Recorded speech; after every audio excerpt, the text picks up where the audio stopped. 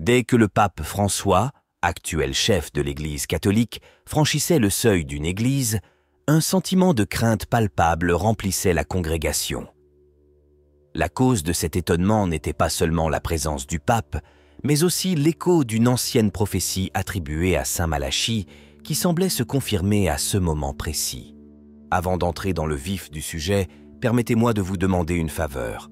Veuillez vous abonner et aimer cette vidéo pour soutenir notre mission de sensibilisation. La figure du pape François, né en Argentine sous le nom de Jorge Mario Bergoglio, a ravivé l'intérêt pour les prophéties et notamment celle de saint Malachie. Selon certains interprètes, la vision prophétique de saint Malachie anticipait son élection, le définissant comme Pierre le Romain, dernière pièce d'un puzzle prophétique s'étendant sur des siècles d'histoire papale. Le choix du nom François, bien qu'il fasse allusion à un désir de renouveau et d'humilité inspiré par saint François d'Assise, cache selon certains un lien plus profond avec la figure de Pierre, fondateur de l'Église.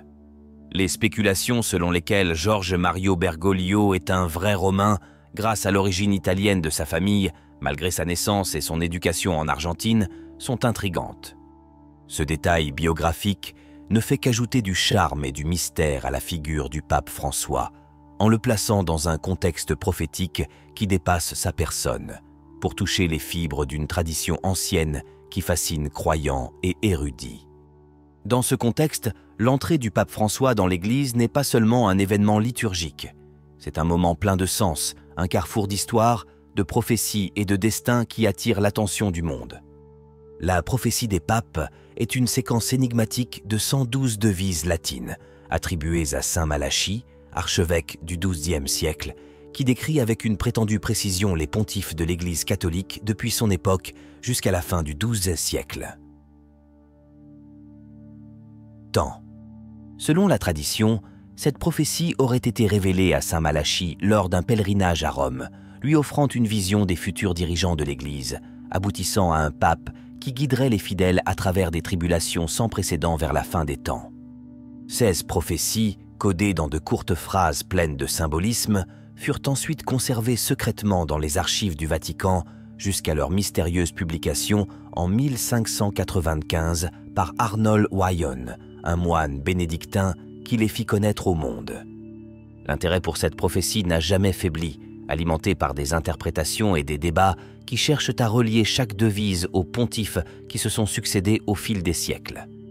Sa présence dans la culture populaire et religieuse témoigne du mélange intrigant de foi, d'histoire et de mystère qui caractérise la narration catholique. Cependant, malgré l'attention qu'elle continue de recevoir, la prophétie de saint Malachie fait l'objet du scepticisme de certains érudits qui la considèrent comme une pieuse invention du XVIe siècle plutôt que comme une véritable révélation prophétique. Malgré ces controverses, la prophétie garde une place prépondérante dans l'imaginaire collectif, notamment pour sa dernière et la plus inquiétante prédiction, Petrus Romanus, Pierre le Romain, dont le pontificat marquera le point culminant des tribulations de l'Église, conduisant à une apocalypse finale.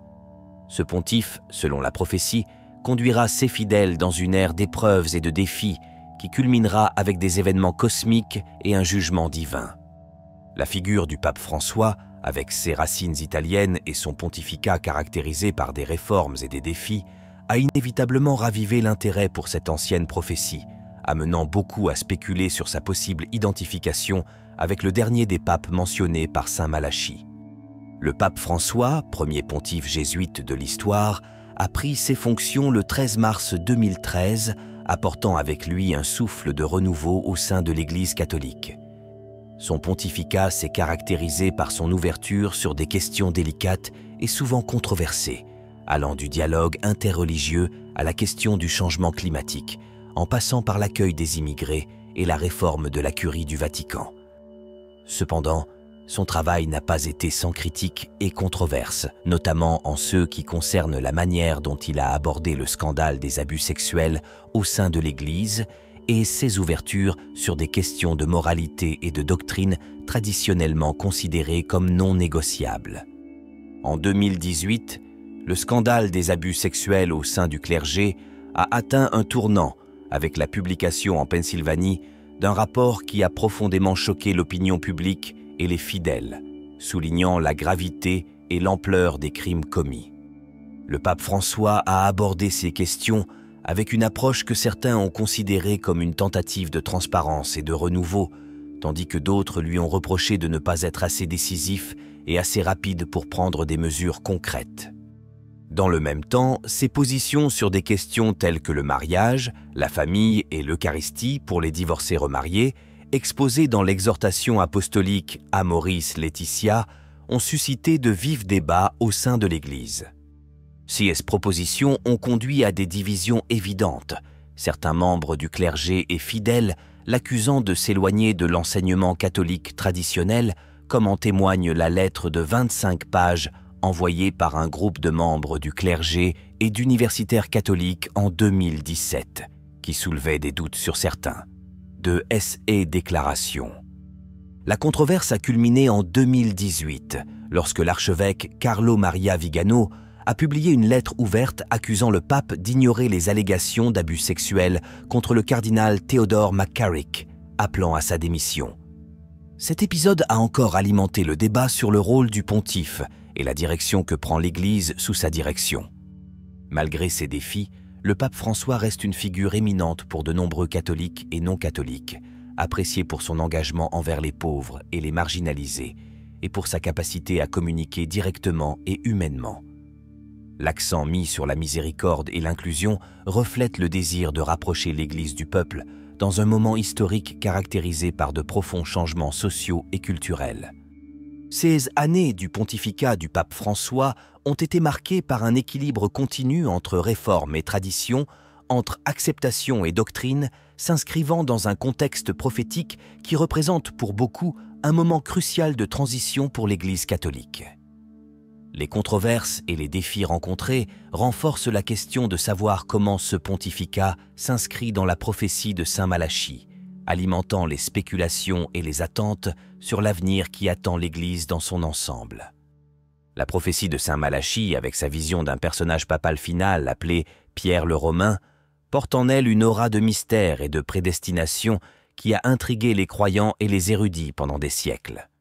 Selon cette vision, le pontificat de Pierre le Romain serait marqué par des tribulations et des défis sans précédent, culminant avec des événements apocalyptiques qui conduiraient à la destruction de la ville aux 7 collines, une référence claire à Rome et au jugement final.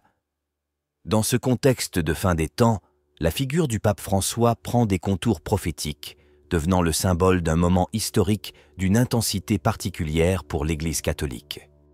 Sous la direction du pape François, l'Église a été confrontée à des défis internes et externes de grande envergure, notamment des scandales financiers et sexuels, une polarisation idéologique et théologique croissante parmi les fidèles et la nécessité de répondre aux problèmes sociaux et environnementaux urgents de notre époque.